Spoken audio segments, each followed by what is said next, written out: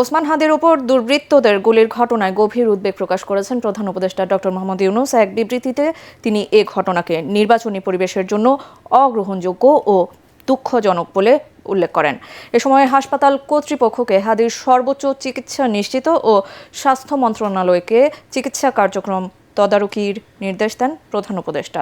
পাশাপাশি আইনশৃঙ্খলা বাহিনীকে তাৎক্ষণিক ও বিস্তৃত তদন্তের মাধ্যমে হামলাকারীদের শনাক্ত করে আইনের আওতায় আনার নির্দেশ দিয়েছেন ডক্টর ইউনূস। সকল রাজনৈতিক পক্ষ ও নাগরিককে শান্তি বজায় রাখার আহ্বান জানিয়ে তিনি বলেন, নির্বাচনের সহিংসতা কোনোভাবেই বরদাস্ত করা হবে না। ওসমান হাদির ওপর গুলি বর্ষণের ঘটনায় গভীর উদ্বেগ ও তীব্র নিন্দা জানিয়েছে বিএনপি। একই সাথে তার দ্রুত সুস্থতা কামনা করেছে দলটি। এক বিবৃতিতে বিএনপি জানায়, হাদির ওপর হামলা কোনো বিচ্ছিন্ন ঘটনা নয়, এটি নির্বাচনী পরিবেশ অস্থিতিশীল করার সুদূর প্রসারী পরিকল্পনার অংশ। তাদের দাবি, একটি চক্র সমাজে ভয় আতঙ্ক ছড়িয়ে রাজনৈতিক ফায়দা নেয়ার চেষ্টা করছে, যা আসন্ন নির্বাচনকে বাধাগ্রস্ত করার অংশ। জুলাই বিপ্লবের পর গণতন্ত্রের অগ্রযাত্রা থামাতে এবং দেশকে নৈরাজ্যের দিকে ঠেলে দেবার অপচেষ্টা চলছে বলেও বিবৃতিতে উল্লেখ করা হয়। হামলাকারীদের অবিলম্বে গ্রেপ্তার ও দৃষ্টান্তমূলক শাস্তির দাবি জানিয়ে দেশের জনগণকে সতর্ক ও ঐক্যবদ্ধ থাকার আহ্বান জানানো হয় রুহুল কবির রিজভীর সই করা বিবৃতিতে। ওসমান হাদির ওপর সন্ত্রাসী হামলার ঘটনায় গভীর উদ্বেগ ও ক্ষোভ জানিয়েছেন জামায়াতে ইসলামীর আমির ডাক্তার শফিকুর রহমান। তার নিজস্ব ভেরিফাইড ফেসবুক পেজে এই ক্ষোভ জানান তিনি। এ সময় আমিরে জামায়াত বলেন, কোনো রাজনৈতিক প্রতিদ্বন্দ্বিতা বা মতভিন্নতার কারণে এ ধরনের সহিংসতা গ্রহণযোগ্য নয়। এ ঘটনায় দ্রুত, নিরপেক্ষ ও স্বচ্ছ তদন্তের দাবিও জানান তিনি। ইনকিলাব মঞ্চের মুখপাত্র হাদির ওপর সন্ত্রাসী হামলার তীব্র নিন্দা ও গভীর উদ্বেগ জানিয়েছে জাতীয় নাগরিক পার্টি এনসিপি। এই হামলাকে গণ অভ্যুত্থানে পুনরুদ্ধার হওয়া গণতান্ত্রিক অগ্রযাত্রার ওপর সরাসরি আঘাত বলে মন্তব্য করেছে দলটি। এনসিপির যুগ্ম সদস্য সচিব এবং মিডিয়া সেলের সম্পাদক মুশফিক উস সালেহিনের সই করা সংবাদ বিজ্ঞপ্তিতে আরও বলা হয়, এই ন্যাক্কারজনক হামলা দেশের সামগ্রিক আইনশৃঙ্খলা পরিস্থিতির অবনতি এবং আসন্ন নির্বাচনী পরিবেশের ভঙ্গুরতা সম্পর্কে প্রশ্ন তুলেছে।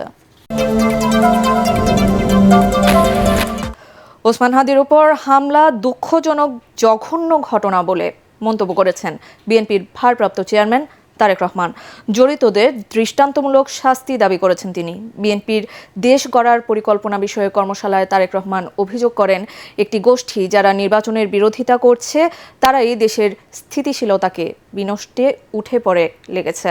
গণতন্ত্রে বিশ্বাসী প্রত্যেক ব্যক্তি ও দলকে ষড়যন্ত্রের বিরুদ্ধে ঐক্যবদ্ধ থাকার আহ্বান জানান তিনি। বিএনপির দেশ গড়ার পরিকল্পনা শীর্ষক কর্মশালার ষষ্ঠ দিনে ছাত্রদলের নেতাকর্মীদের সামনে স্বাস্থ্য, কৃষি, শিক্ষা, কর্মসংস্থান সহ খাতভিত্তিক বিএনপির উন্নয়ন পরিকল্পনা তুলে ধরা হয়। রাজধানীর কৃষিবিদ ইনস্টিটিউশন মিলনায়তনে কর্মশালার উদ্বোধন করে বিএনপির স্থায়ী কমিটির সদস্য সালাউদ্দিন আহমদ অভিযোগ করেন, একটি ধর্মভিত্তিক দল আওয়ামী লীগের ভোট পেতে নানাভাবে পতিত স্বৈরাচারের সাথে আঁতাত করছে। তাই শেখ হাসিনার দুঃশাসনের বিরুদ্ধে এখন তারা কোনো কথা বলছে না। একটি দল আওয়ামী লীগের ভোট প্রাপ্তির জন্য আওয়ামী লীগের বিরুদ্ধে একটি শব্দ উচ্চারণ করে না, যাদের ইতিহাস হচ্ছে 1947 থেকে 1971 পর্যন্ত বাংলাদেশের স্বাধীনতার বিপক্ষে, তাদের কথাও আমাদেরকে বলতে হবে। আমাদের সাথে ভার্চুয়ালি সংযুক্ত হয়েছেন। এতে ভার্চুয়ালি যুক্ত হয়ে সমাপনী বক্তব্যে বিএনপির ভারপ্রাপ্ত চেয়ারম্যান তারেক রহমান বলেন, দেশ গড়ার পরিকল্পনা বাস্তবায়নে বিএনপি অঙ্গীকারাবদ্ধ, অবাস্তব প্রতিশ্রুতি দেয় না বিএনপি। আমরা যদি এই পরিকল্পনাকে বাস্তবায়ন করতে না পারি, স্বৈরাচার দেশকে যে অবস্থায় রেখে গিয়েছে, দেশের অর্থনীতি বলো, দেশের কৃষি ব্যবস্থা বলো, দেশের শিল্প ব্যবস্থা বলো, শিক্ষা ব্যবস্থা বলো, চিকিৎসা ব্যবস্থা বলো, সামগ্রিকভাবে সমাজ দেশকে যে জায়গায় রেখে গিয়েছে, যারা ষড়যন্ত্র করছে তারা তাহলে আরো সুযোগ পেয়ে যাবে। এই ষড়যন্ত্র বন্ধ করতে পারে এই দেশের মানুষ, এই ষড়যন্ত্র বন্ধ দমিয়ে দিতে পারে, রুখে দিতে পারে গণতান্ত্রিক প্র্যাকটিস তথা গণতন্ত্র। এ সময় ইনকিলাব মঞ্চের মুখপাত্র ওসমান হাদির উপর হামলার তীব্র প্রতিবাদ জানিয়ে তারেক রহমান বলেন, নির্বাচন বিরোধী শক্তির ষড়যন্ত্র শুরু হয়ে গেছে, বিভ্রান্তি ঠেকাতে সবাইকে সচেতন থাকতে হবে। যে প্রত্যাশিত নির্বাচন আগামী ফেব্রুয়ারি মাসে, সে নির্বাচনকে তারা হতে দেবে না, বাধাগ্রস্ত করবে, প্রকাশ্যে হুমকি দিয়েছে। একটি দল, গোষ্ঠী বা কিছু ব্যক্তি দেশকে, দেশের মানুষের শান্তি, স্থিতিশীলতা বিনষ্টের জন্য উঠে পড়ে লেগেছে। আমাদের প্রত্যেকটি দল, প্রত্যেকটি নেতা, প্রত্যেকটি কর্মী, প্রত্যেকটি মানুষকে আজ অতীতের যে কোনো সময় থেকে সবচাইতে বেশি ঐক্যবদ্ধ হতে হবে। কারণ যারা এই দেশের স্বাধীনতাকে ধ্বংস করতে চায়, এই দেশের সার্বভৌমত্বকে ধ্বংস করে এই দেশের স্থিতিশীলতাকে ধ্বংস করতে চায়, তারা তাদের ষড়যন্ত্র যে শুরু করে দিয়েছে, আজকে ওসমান হাদির ঘটনা দিয়ে তা প্রমাণিত হয়। তারেক রহমান বলেন, অন্যায়ের বিরুদ্ধে অবস্থান নিতে হলে যে কোনো মূল্যে গণতন্ত্র প্রতিষ্ঠা করতে হবে। কামরুজ্জামান রাজীব, এটিএন বাংলা, ঢাকা। সব মশার বিরুদ্ধে সুরক্ষা দিতে এলো বসুন্ধরা এক্সট্রিম অ্যারোসল, মশার বিরুদ্ধে এক্সট্রিম সুরক্ষা। নির্বাচন বানচালের ষড়যন্ত্রের অংশ হিসেবে ওসমান হাদির হামলা করা হয়েছে এমন অভিযোগ করেছেন বিএনপি মহাসচিব মির্জা ফখরুল ইসলাম আলমগীর। বিকেলে জাতীয় প্রেস ক্লাবে আলোচনা সভায় তিনি এ ঘটনার তীব্র নিন্দা জানিয়ে সকল প্রার্থীর নিরাপত্তা নিশ্চিতের দাবি জানান। ওসমান হাদির ওপর হামলার প্রতিবাদে আগামীকাল সারা দেশে বিক্ষোভ মিছিল কর্মসূচি ঘোষণা করেন বিএনপি মহাসচিব। অবিলম্বে প্রকৃত দোষীকে খুঁজে বের করে নিয়ে আইন আওতায় আনার জন্য দাবি জানাচ্ছি এবং এই সরকারকে আমি আহ্বান জানাচ্ছি যে অবিলম্বে সকল প্রার্থীর নিরাপত্তা নিশ্চিত করুন এবং এই নির্বাচনকে যেন করে সম্পূর্ণভাবে সন্ত্রাস মুক্ত হয় তার জন্য ব্যবস্থা গ্রহণ করুন। ইতিমধ্যেই আপনারা আমাদের পার্টির চেয়ারপারসন, অ্যাক্টিং চেয়ারম্যান, তিনি আগামীকাল এই ঘটনার প্রতিবাদে সারা দেশে বিক্ষোভের আহ্বান করেছেন। তফসিল ঘোষণার পর নির্বাচন নিয়ে সংশয় দূর হলেও আয়োজনে অনেক চ্যালেঞ্জ রয়েছে বলে মনে করছেন বিশ্লেষকরা। নির্বাচন বিশেষজ্ঞ জেসমিন টুলি ও রাষ্ট্রবিজ্ঞানী ডক্টর সাব্বির আহমেদের মতে, একই দিনে সংসদ নির্বাচন ও গণভোট আয়োজন নির্বাচনী ব্যবস্থাপনার জন্য বড় চ্যালেঞ্জ। তাদের মতে, নির্বাচন নিয়ে নাগরিকদের আস্থা তৈরিতে ভোটের মাঠে নির্বাচন কমিশনের দৃঢ় ভূমিকা ও সরকারের রাজনৈতিক সদিচ্ছা আরও দৃশ্যমান হওয়া প্রয়োজন। ফেব্রুয়ারি মাসের 12 তারিখ রোজ বৃহস্পতিবার 300 আসনে ত্রয়োদশ জাতীয় সংসদ সাধারণ নির্বাচন এবং একই সাথে জুলাই জাতীয় সনদ সংবিধান সংস্কার বাস্তবায়ন আদেশ 2025-এর উপর গণভোট অনুষ্ঠিত। তফসিল ঘোষণার পর নির্বাচন নিয়ে সংশয় দূর হয়েছে অনেকটা। প্রধান নির্বাচন কমিশনার এএমএম নাসির উদ্দিনের ভাষণের মাধ্যমে বহুল কাঙ্ক্ষিত ত্রয়োদশ সংসদ নির্বাচন ও গণভোট আয়োজনে আনুষ্ঠানিক কার্যক্রম শুরু হলেও এখনও নানা প্রশ্ন ঘুরপাক খাচ্ছে জনমনে। বিশ্লেষকরা বলছেন, সিসির ভাষণে গণভোট আয়োজন সহ বিভিন্ন ইস্যুতে আরও স্পষ্ট বার্তা প্রয়োজন ছিল। দুটাই তো বড় নির্বাচন, গণভোটটাকে আরেকটু গুরুত্ব দিয়ে আরেকটু আনলে ভালো হতো। এই একটা গণভোটের জায়গাটা এবং আইন শৃঙ্খলা পরিস্থিতি, মানে ভোটারকে আশ্বস্ত করা। প্রধান নির্বাচন কমিশনার তো প্রধান ব্যক্তি, যিনি ভোটারকে আশ্বস্ত করেন, ভোটাররা নির্বিঘ্নে আস্থা রেখে, নির্বাচন কমিশনে আস্থা রেখে ভোট কেন্দ্রে আসবে। এই যে আস্থা তৈরি করার জায়গাটা, ভোটারদের আস্থার জায়গাটা, এই জায়গাটা উনি আরও কিছু বাক্য ব্যবহার করতে পারেন। বিশ্লেষকদের মতে, গণভোট ও সংসদ নির্বাচন একই দিনে হওয়ায় নির্ধারিত সময়ে ভোট গ্রহণ ও দ্রুত সময়ে ফলাফল প্রকাশে চ্যালেঞ্জের মধ্যে পড়তে পারে ইসি। একই সাথে ভোটের মাঠে আইন শৃঙ্খলা নিয়ন্ত্রণে রাখাও বড় চ্যালেঞ্জ। 5ই আগস্টের পরে যে সকল অস্ত্র থানা থেকে লুট হয়েছিল, এই সব অস্ত্র কি ফেরত এসছে? তার খুবই সামান্যই ফেরত এসছে। তো এই অস্ত্রগুলোকে আপনি এই নির্বাচনকে সামনে রেখে আপনি এই অস্ত্রগুলোকে উদ্ধার করতে পারবেন কিনা? অবৈধ টাকা, অবৈধ অস্ত্র জানে উদ্ধার করা, কিছু কিছু অভিযান করা, মানে আসলে তাদের কার্যক্রম তারা ঠিকই করছে, কিন্তু সেগুলোকে দৃশ্যমানে আনা, তাতে ভোটাররা আশ্বস্ত হয়। এছাড়া নিবন্ধনে স্থগিত আওয়ামী লীগের নেতাকর্মীদের ভূমিকা কি হবে, কিংবা জাতীয় পার্টি সহ সংশ্লিষ্ট রাজনৈতিক দলগুলো ভোটে অংশ নেয়া না নেওয়াও নির্বাচনী মাঠে নানা মেরুকরণ তৈরি করতে পারে বলে মনে করেন বিশ্লেষকরা। আওয়ামী লীগের যে অংশটা দেশে আছে, কর্মী আছে, হয়তো কিছু স্থানীয় পর্যায়ে নেতা নেত্রীও আছে, তারা যদি নমিনেশন পেপার সাবমিট করতে চায়, ধরেন তারা নির্বাচনে অংশ নিতে চায়, স্বতন্ত্র একটা অপশন তো খোলাই আছে তাদের, আপনি তো সেটা বন্ধ করেন নাই। যখন তারা এটা করতে আসবে তখন কি তাদেরকে স্বাভাবিকভাবে আপনি অ্যাকসেপ্ট করতে পারবেন? জাতীয় পার্টি এরা তো নির্বাচন করতে চাইবে, যাদেরকে বলা হয় যে এরা স্বৈরাচারের দোষর, দীর্ঘ সময় ধরে তারা স্বৈরাচারকে সহযোগিতা করেছে। তো যখন তারা এটা করতে চাইবে তখন তাদের সাথেও তো একটা কনফ্লিক্ট হওয়ার সম্ভাবনা থাকবে।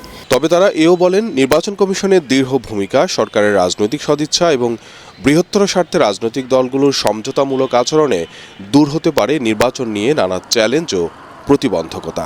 সকল স্টেক হোল্ডারদের একটা সহযোগিতার মনোভাব থাকতে হবে আর কি। It's not that only law enforcing বাহিনীর কাছে আপনি ছেড়ে দেবেন। নির্বাচনকে বানচাল করার মতো কোনো শক্তি পৃথিবীতে নেই বলে মন্তব্য করেছেন প্রধান উপদেষ্টার প্রেস সচিব শফিকুল আলম। দুপুরে শরীয়তপুরের নড়িয়ার সুরেশ্বর দরবার শরীফে সাংবাদিকদের প্রশ্নের জবাবে তিনি কথা বলেন। নির্বাচন বানচালের চেষ্টাকারীদের সরকার কঠোর হাতে দমন করবে বলেও সতর্ক করেন প্রেস সচিব। কার্যক্রম নিষিদ্ধ আওয়ামী লীগের নির্বাচনে অংশ নেওয়ার সুযোগ নেই বলেও জানান শফিকুল আলম। সব জায়গায় বয়ানার পোস্টারে আমি দেখলাম সয়লাভ হয়ে গেছে।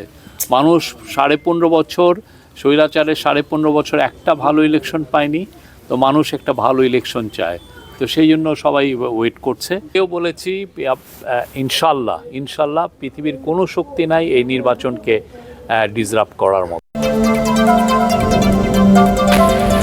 ত্রয়োদশ জাতীয় সংসদ নির্বাচনে ঢাকা 10 আসনের স্বতন্ত্র প্রার্থী হিসেবে প্রতিদ্বন্দ্বিতা করবেন সাবেক উপদেষ্টা আসিফ মাহমুদ সজীব ভুঁইয়া। নিজের ভেরিফাইড ফেসবুক পেজে তিনি একথা জানান। নির্বাচনের ঘোষণা দিয়ে এক ভিডিও বার্তায় আসিফ মাহমুদ বলেন, দীর্ঘ 17 বছর পর নতুন বাংলাদেশ বিনির্মাণের সুযোগ এসেছে। এটি কঠিন তবে অসম্ভব নয়।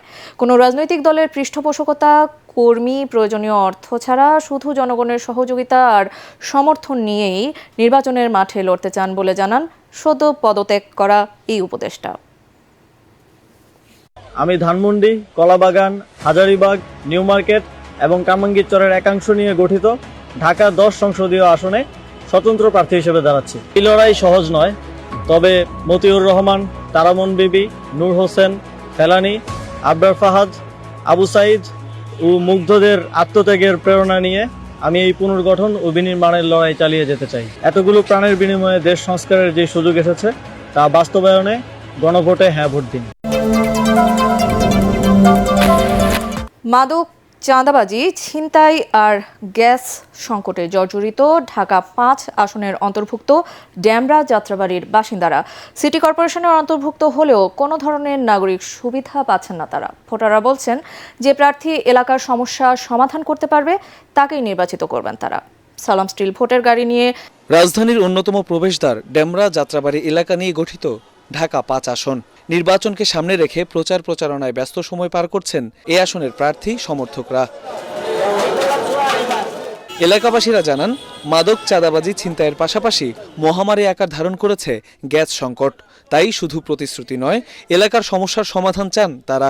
সিটি কর্পোরেশন আন্ডারে হলে কি সিটি কর্পোরেশন কোনো কিছুই কাজ হয় না, কোনো সুযোগ সুবিধা আমাদের দীর্ঘদিন যাবত এগুলি পরিষ্কার করছে না। মশা, ডেঙ্গু প্রাদুর্ভাব এখানে বেশি। গ্যাস আমরা পাচ্ছি না, কিন্তু আমরা প্রতি মাসে মাসে বিল দিয়ে যাচ্ছি। আমরা এখানে দীর্ঘদিন ধরে 40 বছর ধরে থাকি। উন্নয়নে কোনো সময় সব প্রার্থী আসছে, আশ্বাস দিয়ে গেছে, এই পর্যন্ত আমরা উন্নয়নে পাইনি এই এলাকা। এদিকে সাধারণ মানুষের মতামত নিয়ে ভিন্ন ধর্মী প্রচারণা চালাচ্ছেন ঢাকা 5-এর দাঁড়িপাল্লার কাণ্ডারি মোহাম্মদ কামাল হোসেন। আমরা শিক্ষা, চিকিৎসা, স্বাস্থ্য এই বিষয়গুলো মেইন ফোকাস দিচ্ছি, সাথে সাথে যোগাযোগ ব্যবস্থার উন্নয়ন। ইতিমধ্যে কয়েক হাজার মানুষের মতামত গ্রহণ করেছি। এই সকল মতামত পরামর্শগুলো নিয়ে আমি একটা ইস্তেহার তৈরি করবো ইনশাআল্লাহ। অন্যদিকে নির্বাচনকে সামনে রেখে বাড়ি বাড়ি গিয়ে ভোট চাওয়ার পাশাপাশি উঠান বৈঠক অব্যাহত রেখেছেন বিএনপি মনোনীত প্রার্থী নবীউল্লাহ নবী। জানান, ক্ষমতায় গেলে নাগরিক সুবিধা নিশ্চিতের পাশাপাশি এলাকার সার্বিক উন্নয়নে কাজ করবেন। আমাদের এই ডিএনডির বাঁধের ভিতরে 12 লক্ষ লোক বসবাস করে। এখানে স্বাধীনতার পর স্থায়ী কোনো সমাধান পায় নাই। যদি আমি এমপি হতে পারি ইনশাল্লাহ এই এলাকার গ্যাস, পানির অভাব থাকবে না। শিক্ষা প্রতিষ্ঠান, খেলাধুলার মাঠ, সরকারি হসপিটাল, এই সমস্ত সবকিছু বাস্তবায়ন করবো ইনশাল্লাহ। ভোটাররা জানান শুধু আশ্বাস নয়, এলাকাবাসীর জীবনমান উন্নয়নে কাজ করবেন এমন প্রার্থীকেই নির্বাচিত করতে চান তারা।